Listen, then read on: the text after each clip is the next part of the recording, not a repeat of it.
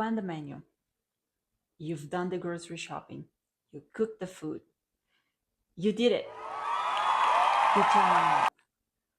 But if you skip this step, all of your hard work is gonna fall apart. This chapter is about something that most people overlook. Actually, this whole series is about a huge thing that people overlook, a system for cooking.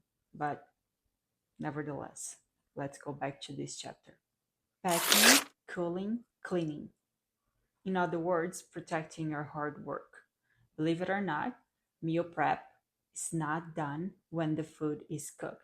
There is still extra steps after that. I know that after cooking for a couple hours, you're gonna be tired, the kitchen's gonna be hot, there'll be dishes everywhere, and you want nothing more than just finish. What will happen is that you're gonna try and rush this part, finish as fast as you can, pack the food still hot, put it randomly in your fridge, close it, walk away, and believe me, you will probably regret this later. Cooling the food properly is a very important step that you don't want to skip. Hot food inside the closed containers is going to start releasing steam, it's going to create condensation, and it's going to change the texture of your food. Your veggies will be soggy, your grains are going to clump together, your meat is going to change the texture. Remember this, cooling the food properly is going to protect this texture that you work so hard to achieve. Here's a very simple rule. Let the food breathe before you start packing everything. If you want your food to cool extra fast and you don't mind the dishes, you can spread it in a sheet tray, make an even layer, and that's gonna help the food cool down faster. Think about it. So one flat layer opposed to a pan with everything crammed together, the flat layer is gonna cool down faster. Anyways, what I'm trying to say is just give the food a couple minutes to release the steam before you start packing everything. Next step is organizing your containers logically. You're gonna organize them in a way that makes sense for you. Your fridge should not look like a puzzle. You want consistency. You want to use similar containers. You want to portion in similar portion sizes. You want to be able to see everything. So clear containers that allow you visibility so you know what is what in your fridge. Because think about this, if you open your fridge and it just looks like a chaotic Tetris, that's gonna defeat the whole purpose of this system trying to organize your life to make it easier, right? Here is a huge game changer for you. Labeling. Yes, label your containers. It doesn't have to be anything complicated, but a little information goes a long way. So just write what is it that you prepare, the date that you prepare, and that's it. Here are two options for you, okay? This one, very budget friendly.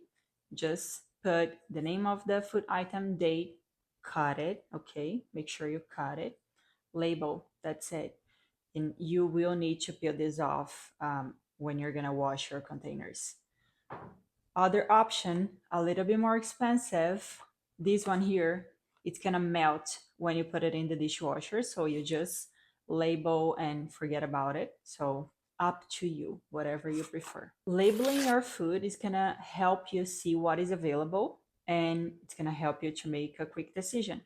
And that's the purpose, right, of creating this system. Now, to finish the kitchen reset, we want everything to go back to the right place. So at the end of your meal prep day, you're going to finish up your dishes, load the dishwasher. If you wash them by hand, wash them by hand. You're going to wipe your containers, clean everything, take the trash out, portion everything, get everything ready to go. You know why you should do that? It's definitely not because your kitchen needs to be perfect and spotless, but because the environment that you leave behind, you will determine the probability of you doing that again. A clean kitchen will invite repetition. So you're going to end up the day feeling like you accomplished your goal. Again, we're trying to aim for a system to create consistency in our life. And to be honest, that's what we do in professional kitchens as well. we rely on resets. Every shift should end with a clean station and a clean kitchen because tomorrow's work is going to depend on today's reset. And your home kitchen deserves the same respect. You just took a couple hours to cook a bunch of meals that are going to support you throughout the week. So just take a moment to wrap up things properly and reset your kitchen. By now, you should have noticed that each step in this system is very important. The reset protects everything that came before it: your menu planning, your shopping, your cooking. And it sets up the final chapter of this meal prep saga. In the next episode, we're going to talk about the archive. In other words, how to make your fridge and your freezer work like an organized system and not a chaotic storage problem that you have at home. Because think about it, if you can't see your food, you're probably not gonna eat it. That's it for today. I'll see you on the next chapter of the Meal Prep Saga. Ciao, ciao.